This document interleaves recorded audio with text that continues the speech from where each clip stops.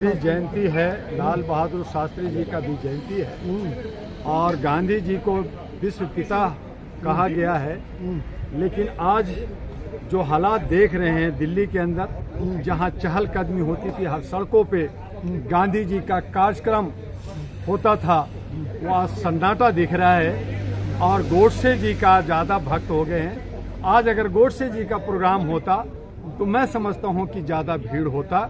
आज एनडी तिवारी या जो है गांधी पीस फाउंडेशन में चंद लोग जो गांधी जी को याद करते, जीवित करते हुए जो याद कर रहे हैं और जो 20 देशों के अध्यक्ष G20 में आकर के गांधी जी को नमन किया, उस गांधी का देश में आज गांधी का अपमान जैसा महसूस हो रहा है।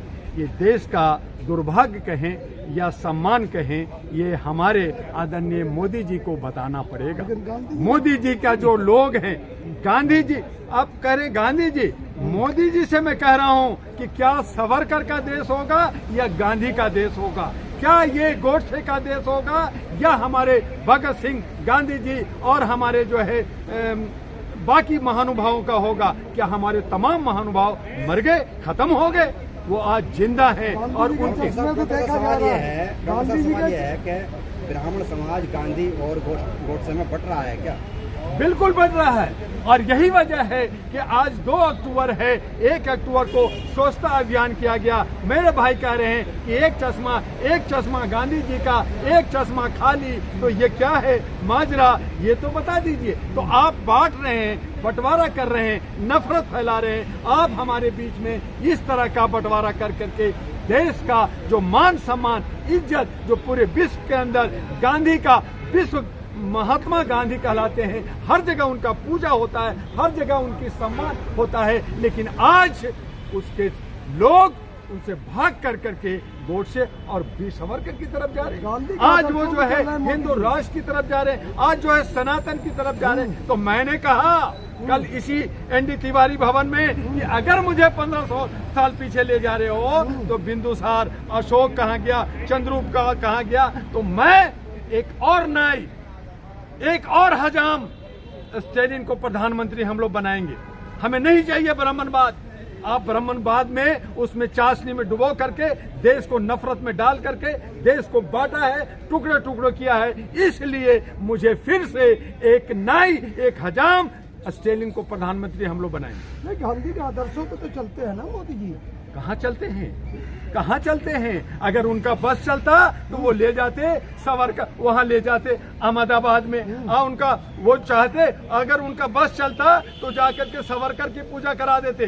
उन्होंने तो 20 राज्यों के अध्यक्षों ने कहा कि नहीं, मैं कहीं नहीं जाऊंगा, मैं अगर जाऊंगा तो राजघाट जाऊंगा, गांधी जी का नमन करूंगा। और वो विवश होकर के गए और फिर हमारे कनाडा को नाराज होकर के आपने 4100 करोड़ रुपया खर्च किया G20 में। सरकारी आंकड़ा अगर हटा दे तो उसका जस्ट डबल खर्चा हुआ। हमें मिला क्या? अगर उससे हमें मेडिकल कॉलेज बन जाता, स्कूल बन जाता, हमारा हॉस्पिटल बन जाता, हमारे सड़कें अच्छे हो जाते, हमारे समाज के अंदर बुजुर्ग और महिलाओं क्या डंका बैठ गया, डंका बजा या बेइज्जत हुआ, डुग्गी बजा कर करके लोगों को घरों में रखा। आपने जो है पूरा जो है दिल्ली को बंद कर करके रखा, लॉकडाउन कर दिया।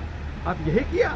आप राजा का सिपाही हो, आप राजा का जो है ये नौकर हो, आप राजा के चौकीदार हो और आप चौकीदारी करते करते कब आप जो है महाराजा बन गए, ये हमें समझ में नहीं आता। पूरे बांट के नेता मोदी जी के पीछे भी चल रहे थे, मोदी जी आगे जी चल रहे थे। ये सब सगुफाई है। मोदी जी के पीछे नहीं चल रहे। वो गधे का, जैसे हम लोग बच्चे जो है ना गधों के साथ खेलते हैं या कुत्तों के साथ खेलते हैं या मुर्गा लड़ाते हैं, यही हो रहा है।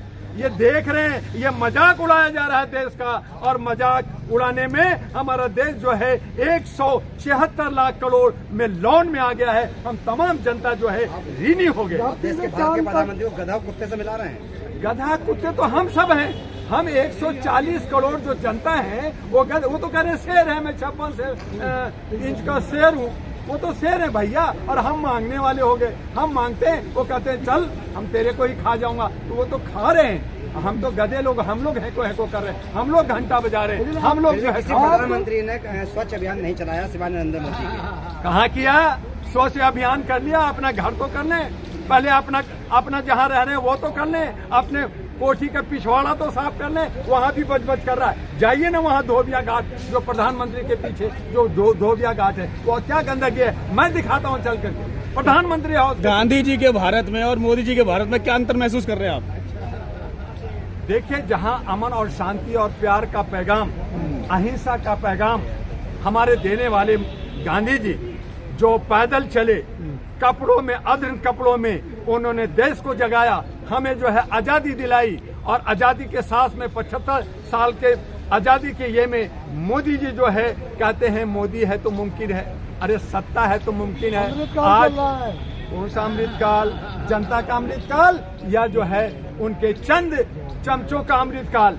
वो उनके लोग जो 302 जो है, जो अंधभक्त लोग हैं, जो लोग गोदी हैं, जो लोग बिके हुए हैं, जो लोग डरे हुए हैं, जो लोग ईडी और इनकम टैक्स से डरे हुए हैं, उनका अमृतकाल या देश का 140 करोड़ की जनता का अमृतकाल?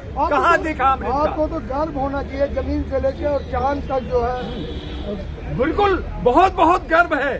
तभी तो कहा मोदी जी अफ्रीका में बैठ करके मैं चंद्र ग्रहण पे पहुंच गया, वह शिव का जो है स्थल बनाऊंगा, वह हिंदू राष्ट्र बनाऊंगा। तो मैं उस दिन बहुत कहा कि मोदी जी को बहुत बहुत धन्यवाद कि भैया, हिंदू राष्ट्र मुझे भारत में नहीं चाहिए, ये गणराज्य है, ये सेकुलर देश है, हम अमन शांति के साथ, एकता के साथ रहते हैं। तुम्हें हिंदू राष्ट्र बनाना है, जाओ चांद पे, जाओ वहीं पे पूजा पाठ करो, हमें यहाँ जरूरत नहीं है, हमें शांति के साथ रहने दो। तो हम तो खुश हुए, और मोदी जी पे इस बात पे खुश हैं कि उन्होंने जो मुझे 15 लाख दिया, उन्होंने हमें मुद्रा योजना दिया, उन्होंने 2 करोड़ रोजगार दिया, उन्होंने जो है कंपनियों को बेच कर करके खूब ऐश मौज मस्ती, देश के प्रधानमंत्री रोज 10 कपड़ा बदल कर करके जब उन्होंने घूमते, अरे घूमे ना भैया, लेकिन उन्होंने जो भी देश को दिया वो जनता जानती है और समझती है। दिन पे दिन लोकप्रियता बढ़ती जा रही है, बहुत बढ़ रही है लोकप्रियता तो अरे मेरे भैया, कोई एक डाकू जो है जो देश को लूट ले, बेच दे, तो उसकी लोकप्रियता बनेगी। हम भी डरते थे, हम बचपन में जब चौथी तीसरी क्लास में पढ़ते थे तो माधव सिंह, मरण सिंह, वो करण सिंह और फलना डिगना डाकू, हम लोग किताब पढ़ के डर जाते थे, ऐसा डाकू होता है। तो आज हम प्रधानमंत्री से डर रहे हैं, उनकी लोकप्रियता बढ़ रही है। प्रधानमंत्री जी को आप डाकू बता रहे हैं? अरे तो क्या है भैया, क्या है? प्रधानमंत्री हैं वो, देश को भेज दिया। प्रधानमंत्री किसका? 140 करोड़ का या 303 जनप्रतिनिधि का? जो बिका हुआ लोग है, जो लोग उसकी जो है चमचागिरी कर रहे हैं, उन 303 को जवाब देंगे हम तमाम जनता। 2024 में भी 300 सीटें आ रही है उनकी। 303 जो उनको साथ देने वाले वो सब हारेंगे, वो दल बदलू लोग, वो बिके हुए लोग हैं। दावा है 300 सीटें आएंगी, तो इसमें दावा तो हर आदमी करता है भैया। दावा मैं कर लूं कि मैं अमेरिका का प्रेसिडेंट बन जाऊंगा, तो दावा तो मैं भी कर सकता हूँ। दावा करने में क्या जाता? ब्राह्मण गोडसे के साथ हो गए हैं, सावरकर के साथ हैं, और जो जहाँ यानी के ब्राह्मण बैठते हैं वहाँ सत्ता आती है। भैया हम तो कह रहे हैं कि तुम 3% हो, 3% आरक्षण ले लो, तुम 3% साइड में जाओ, 97% मेरा छोड़ दो। हम सीधा मांग कर रहे हैं, हमें नहीं चाहिए 27, हमें नहीं चाहिए 23%, हमें चाहिए 97%।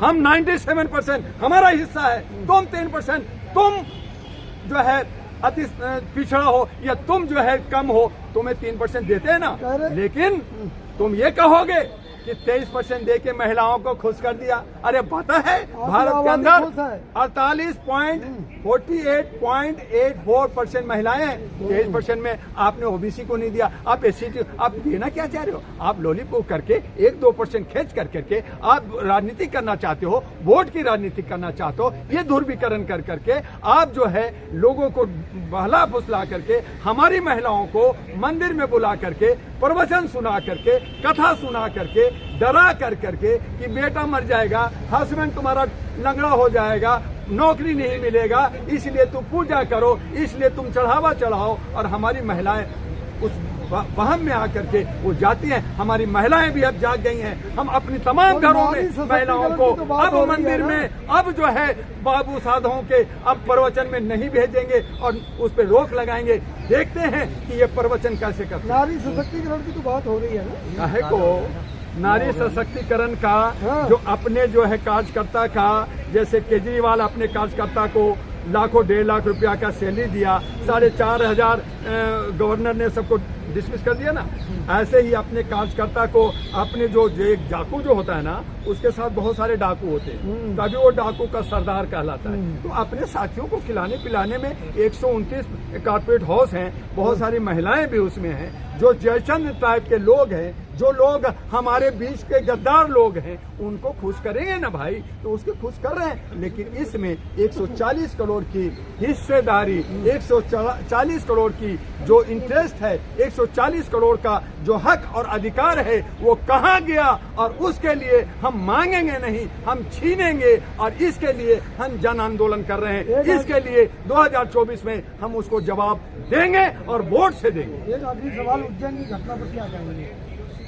मेरे भाई, उज्जैन महाकाल जहाँ पे आप बड़ी आस्था और उमंग से जाते हैं, वहाँ पे करोड़ों का घपला होता है और आपकी सारी मूर्तियाँ हवा में उड़ जाती है। आप उज्जैन के लड़की को रेप करते हैं, 12 साल 8 साल की बच्ची के साथ आप बलात्कार करते हैं, 123 साधु सन्यासियों पे बलात्कार का केस चल रहा है, आप उसको बचा रहे हैं और उस पे एक आवाज नहीं उठा रहे हैं। मणिपुर जल रहा है, मणिपुर में आग लगा हुआ है, बिहार में महिलाओं को रेप किया जा रहा है, उत्तर प्रदेश में किया जा रहा है, और आप जनता का पैसा, टैक्स का पैसा लेकर करके अब प्रचार के लिए गाड़ी और हेलीकॉप्टर उड़ा रहे हैं। तो ये क्या देश का प्रधानमंत्री? वो तभी तो कहा कि देश का प्रधानमंत्री बड़े महान है भाई, बहुत महान है, जो हमारे पैसे को खा करके और वो महान बन रहे, तो बने, उसमें क्या युग है? तो वो अनभक्त लोग कह रहे हैं हम दबे कुचले लोग हैं, लेकिन जिस दिन हम दबे कुचले लोग एक इकट्ठा होकर के एक आवाज दिया, तो हम लोग भी उसे दबा सकते हैं, कुचल सकते हैं, और ये 2024 दिखाएंगे कि कैसे कौन किसको दबाता है, कौन किसको कुचलता है।